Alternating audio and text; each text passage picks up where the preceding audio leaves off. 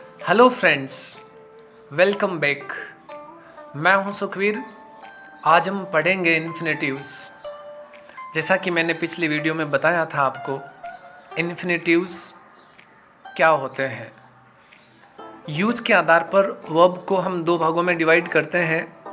एक होती है फाइनाइट वर्ब और दूसरी होती है नॉन फाइनाइट वर्ब। जैसा कि मैंने बताया आपको, नॉन फाइनाइट वर्ब जो है वो किसी भी सेंटेंस में सब्जेक्ट और टेंस के अनुसार नहीं बदलती है। कैसे नहीं बदलती है, मैं एग्जाम्पल में एक एक चीज़ आपको बताऊंगा। देखिए, इन्फिनेटिव जो है एक सेंटेंस में किस तरीके से यूज़ होता है। एक तरफ यूजेस हैं और दूसरी तरफ एग्जाम्पल्स हैं। आपको ध्यान से सुनना है मेरी बातों को और एक एक एग्जाम्पल पर और यूजेस पर आपको नज़र रखनी है। देखिए, पहला यूज़ है इन्फिनेटिव्स का, और इन्फिनेटिव्स का मतलब होता है टू प्लस वर्ब की first form. To plus verb की फर्स्ट फॉर्म, मैं एक बार फिर से दोहरा देता हूँ। इन्फिनेटिव्स का मीन्स होता है टू प्लस वर्ब की फर्स्ट फॉर्म। सेंटेंस में टू प्लस वर्ब की first form as a infinitives कैसे यूज़ होता है वो हम पढ़ रहे हैं। पहला यूज़ देखिए, किसी भी सेंटेंस में इन्फिनेटिव्स जो है to indicate the purpose of an action, एक काम के उद्देश्य को इंडिकेट करता है, बताता है। कैसे? Example first, he bought some flowers to give to his wife. वो अपनी पत्नी को देने के लिए कुछ फ्लावर्स लाया, तो उसके फ्लावर्स लाने का पर्पज क्या था? पत्नी को देना। सेकंड एग्जाम्पल देखिए, I will lock the door to prevent theft. चोरी को रोकने के लिए मैं दरवाज़ा बंद कर दूंगा। दरवाज़ा बंद करने का पर्पज क्या है? चोरी को रोकना। तो पर्पज को इंडिकेट करता है इन्फिनेटिव फर्स्ट, जैसे टू गिव और टू प्रिवेंट। नेक्स्ट है as subject of the sentence. किसी भी वाक्य में इन्फिनेटिव सेंटेंस की तरह भी यूज होता है। पहला देखिए, to wait seemed foolish when decisive action was required। जब हमें एक निर्णायक कार्य की ज़रूरत होती है तब इंतज़ार करना मूर्खता होती है। सेकंड एग्जाम्पल है, to swim in that sea may be dangerous। उस समुद्र में तैरना खतरनाक हो सकता है। तो यहाँ पर देखो, टू वेट और टू स्विम दोनों ही इन सेंटेंसेस के सब्जेक्ट्स हैं। नेक्स्ट है is direct object of the sentence. ध्यान रखिए, डायरेक्ट ऑब्जेक्ट है। देखिए, सेंटेंस ऑब्जेक्ट दो प्रकार के होते हैं, एक डायरेक्ट और दूसरा इनडायरेक्ट। इनडायरेक्ट ऑब्जेक्ट में मैंने आपको बताया है कि लिविंग क्रिएचर्स आते हैं, प्रोनाउंस आते हैं, और डायरेक्ट में बाकी थिंग्स आती है। तो इनडायरेक्ट ऑब्जेक्ट ने होकर के ये डायरेक्ट ऑब्जेक्ट होता है, और सेंटेंस में डायरेक्ट ऑब्जेक्ट के रूप में भी ये यूज किया जाता है। देखिए, I like to write in English. मुझे इंग्लिश में लिखना पसंद है। अब हम लिखने का काम नहीं कर रहे हैं, यहाँ लिखना एक काम है जो कि एक ऑब्जेक्ट के रूप में यहाँ यूज किया जा रहा है। Everyone wanted to go. हर कोई जाना चाहता था। यहाँ टू गो है, जो जाना इसका मीनिंग होता है, और यहाँ पर ये ऑब्जेक्ट के रूप में यूज किया जा रहा है। यहाँ जाने का काम नहीं हो रहा है, यहाँ जाना जो क्रिया है उसके बारे में बात हो रही है। नेक्स्ट देखिए, एज सब्जेक्ट कॉम्प्लीमेंट। कॉम्प्लीमेंट का हिंदी मीनिंग पूरक होता है। और कॉम्प्लीमेंट होता है क्या है? कॉम्प्लीमेंट नाउन, प्रोनाउन या एडजेक्टिव्स होते हैं जो किसी भी सेंटेंस में हमें सब्जेक्ट के बारे में जानकारी देते हैं। इस सेंटेंस में देखिए, his ambition is to fly. उसकी आकांक्षा उड़ना है। ये एक प्रोवर्ब की तरह यूज किया जाता है, मतलब किसी की आकांक्षा बड़ी अचीवमेंट्स प्राप्त करना है। तो यहाँ पर टू फ्लाई जो है वो सब्जेक्ट कॉम्प्लीमेंट है, जो कि हिज एम्बिशन के बारे में हमें बताता है। नेक्स्ट है, what is essential is to maintain a healthy diet. जो भी आवश्यक है वो है स्वस्थप्रद डाइट को, स्वस्थप्रद खाने के तरीके को मेंटेन रखना। एक चीज़ ध्यान रखिएगा, यहाँ व्हाट जो है वो इंटेरोगेशन को नहीं बताता है, वो इंटरोगेटिव क्वेश्चन को नहीं बताता है। ये कंजक्शन की तरह यूज़ किया जाता है यहाँ पर। नेक्स्ट है एज एन एडजेक्टिव, एडजेक्टिव के रूप में। एडजेक्टिव क्या होता है? जो किसी नाउन और प्रोनाउन की विशेषता बताता है।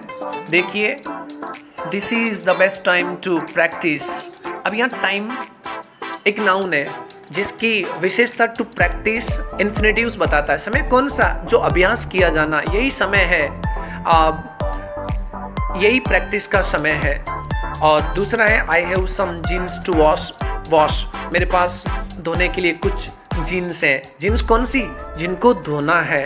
तो यहाँ पर इन्फिनेटिव जो है और नाउन्स की विशेषता बता रहा है एडजेक्टिव के रूप में। नेक्स्ट है एज एन एडवर्ब। एडवर्ब के रूप में भी इन्फिनेटिव का यूज किया जाता है। सेंटेंस ध्यान से देखिए। We must carefully observe to understand. हमें बड़ी सावधानी से समझने को ऑब्जर्व करना है, समझने को ऑब्जर्व करना है। तो यहाँ पर टू अंडरस्टैंड जो है वो एडवर्ब है। और सेकंड सेंटेंस इसका है आई कांट वेट टू सी। मैं देखने का इंतजार नहीं कर सकता, देखने का इंतजार नहीं कर सकता। यहाँ पर एडवर्ब के रूप में यूज हुआ है। नेक्स्ट यूज देखिए, आफ्टर एन एडजेक्टिव। किसी एडजेक्टिव के बाद में भी इन्फिनेटिव का यूज होता है। बहुत ही प्यारा एग्जांपल देखिए, it is important to be patient. अब धैर्यवान होना बहुत ही महत्वपूर्ण बात है, बहुत अच्छी बात है। तो इम्पॉर्टेंट एक एडजेक्टिव है, उसके बाद में टू बी इन्फिनेटिव का यूज हुआ है। नेक्स्ट एग्जांपल है, it is wonderful to have close friends. घनिष्ठ मित्र, इंटीमेट, बॉसम फ्रेंड्स रखना वंडरफुल चीज़ है, मतलब बहुत ही अद्भुत, बहुत ही अच्छी बात है, अच्छी चीज़ है। तो यहाँ वंडरफुल एडजेक्टिव है, उसके साथ टू हैव इन्फिनेटिव के रूप में यूज हुआ है। नेक्स्ट यूज है आफ्टर ए नाउन और pronoun object referring to a person. किसी भी सेंटेंस में नाउन और प्रोनाउन के रूप में जो ऑब्जेक्ट्स दिए हुए हैं, उन ऑब्जेक्ट के बाद इन्फिनेटिव का यूज किया जाता है किसी पर्सन को रेफर करते हुए, किसी व्यक्ति को रेफर करते हुए। जैसे फर्स्ट एग्जांपल देखिए, can I ask you to help me with something. क्या मैं तुम्हें किसी चीज़ के लिए, मेरी सहायता के लिए कह सकता हूँ? यहाँ यू जो ऑब्जेक्ट है, ऑब्जेक्ट के साथ टू हेल्प इन्फिनेटिव का यूज हुआ है। नेक्स्ट एग्जाम्पल है, I invited a friend to attend the ceremony. मैंने दोस्त को इनवाइट किया सेरेमनी को अटेंड करने के लिए। यहाँ फ्रेंड एक नाउन है, ऑब्जेक्ट है, जिसके साथ टू अटेंड एक इन्फिनेटिव का यूज हुआ है, जो कहीं ना कहीं किसी पर्सन को रेफर करता है। नेक्स्ट एग्जाम्पल है, dear friends, used with question words. Used with question words, किसी WH वर्ड्स के साथ में भी इसका यूज किया जाता है। डियर फ्रेंड्स, एग्जाम्पल देखिए, do you understand what to do.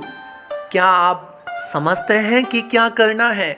In this sentence question word जो है व्हाट है, और व्हाट के साथ टू डू इन्फिनेटिव का यूज हुआ है। सेकंड जो एग्जाम्पल है देखिए, tell me when to press the button.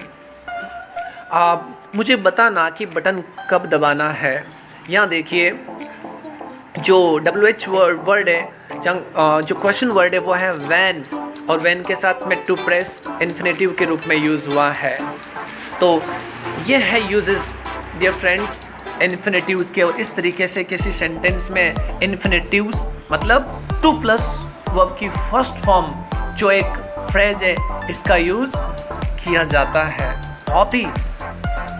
बहुत ही शानदार यूजेस हैं जो हमारी राइटिंग और हमारे स्पोकन को स्किल्ड बनाता है। बहुत ही हमें हमारे लिए हेल्पफुल है, जिसकी सहायता से हम राइटिंग और ट्रांसलेशन, स्पोकन, ये सारी चीज़ें बड़ी इजीली कर सकते हैं। और इनके बगैर हमारा राइटिंग का पर्पज़, हमारे स्पोकन का पर्पज़ कभी पूरा नहीं होता है। डियर फ्रेंड्स, एक बार मैं जल्दी से रिवाइज करवा देता हूँ। To give, to prevent, to wait, to swim, to write, to go, to fly, to maintain, to practise, to wash, to understand, to see, to be, to have, to help, to attend, to do and to press. यह है हमारे infinitives जिनका अलग अलग तरीके से sentence में use हुआ है, और यूजेस आपके सामने है। मुझे कमेंट बॉक्स में लिख करके ज़रूर बताना कि ये वीडियो आपके लिए कितना उपयोगी है, कितना इम्पोर्टेंट है। और अगर आपने अब तक मेरे चैनल को सब्सक्राइब नहीं किया ना, तो प्लीज़ सब्सक्राइब ज़रूर कर लेना, इसको लाइक भी करना। किसी भी तरीके के सजेशन हो, आप मेरे से बात करना चाहते हैं, मुझे इंग्लिश से रिलेटेड कोई बात बताना चाहते हैं, तो डेफिनेटली कमेंट बॉक्स में आकर के मुझे आप अपने मन की बात ज़रूर बताएं। आप क्या चाहते हैं मेरे से, आप किस तरीके की चीज़ें चाहते हैं मेरे से इंग्लिश से रिलेटेड, वो सारी चीज़ें मैं आपको एक एक करके वीडियोस बना करके समझाऊंगा। इस पिक को पर्टिकुलरली जिन मेरे डियर स्टूडेंट्स के लिए बनाया जा रहा है, मैं उनसे कहना चाहूँगा कि आप इन यूजेस को, इन एग्जांपल्स को अपनी नोटबुक में ज़रूर नोट डाउन कर लें, ताकि फ्यूचर यूजेस के लिए आप इनको अच्छी तरीके से काम में ले सको।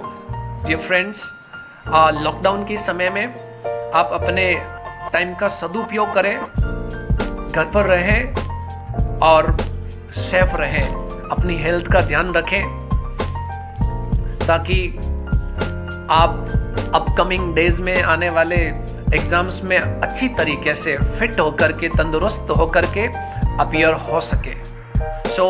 एक बार मैं फिर आपसे कहूँगा कि अगर आपने मेरे YouTube चैनल को, सुखवीर कलरू YouTube चैनल को अब तक आपने सब्सक्राइब नहीं किया है, तो आप इस चैनल को सब्सक्राइब कर ले। जय हिंद।